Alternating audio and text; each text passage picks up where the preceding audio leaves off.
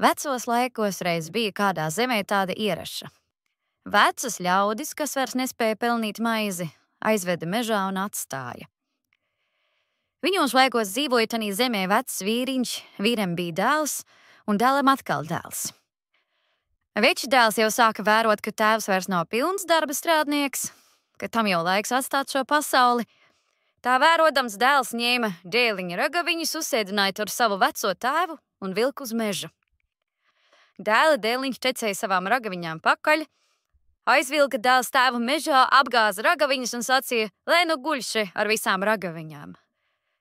Bet dēliņš mundrs zēns teica, nē, tēt, savas ragaviņas še neatstāša. Kam tad tev vajag nieka ragaviņu?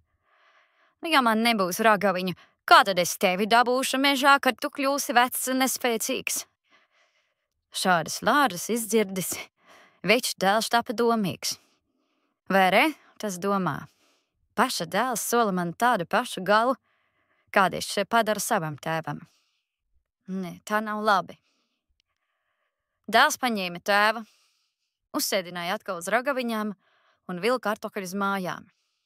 Bet mājās dēls nedrīkstēja visiem redzot turēt savu nespēcīgo tēvu, viņš to tādēļ paņēma un ielika pagrabā un deva tam tur ēst un dzert. Pēc kāda laika izcēlās tanī pašā zemē liels bats. Rudz vairs nebija nevienam ne graudiņa, miežu retam kāda drusciņa. Vectēvs pagrabā jau labu laiku manīja, ka nav labi, jo dēls tam deva tikai bišķīša mieža maizi vien.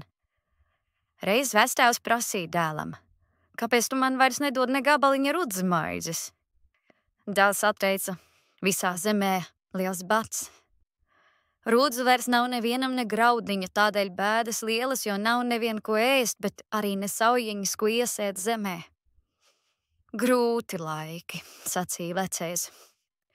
Bet klausies, dēls, ko tev pamācīšu, lai tu varētu dabūt rudzu iele sēklas tiesai.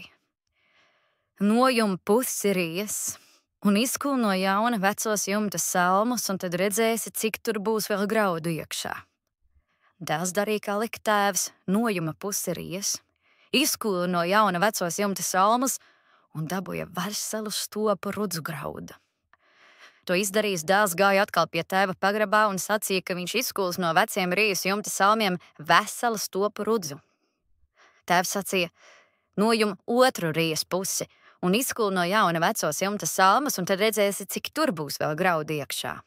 Dēls darīja, kā lika tēvs, nojuma otru rijas pusi, izkūla no jauna vecos rijas salmas un dabūja atkal veselu stopu rudzu graudu. Nu, tēvs sacīja, iesēja no rudzes. Dēls iesēja rudzes, un tam otru vasaru izauga ļoti brangi rudzi, kas tam deva jau labi daudz sēklas nākošajam gadam. Veča dēla rudus redzēdami, visi Barda zemes ļaudis brīnījās, no kurienes šiem cēlušies rudzi, jo nevienam citam nebija ne graudiņa. Izdzirda par šiem rudziem pats zemes lielskungs un pavēlēja atsaukt pašu rudzu audzētāju un prasīja, kur tu ņēmi veselu rudzu lauku, ja nevienam pašam visā zemē rudzu nav ne graudiņa? Padomāja dēls brītiņu un dūši saņēmis izteica visu, kas bijis, ka vecais tēvs tam devis laba padomu. Bet lielskungs nu prasa, kur tad tavs tēvs ir, ka to nemaz neredz? Dēls atbild, es to turu pagrabā. Nu, tik lielskungs un visi citi tās zemes ļaudis kļuva gudrāki, redzēdami, kā arī veča dara gudram padomam. No tā laika nekur vairs ļaudis negalināja savus nespēcīgos večus.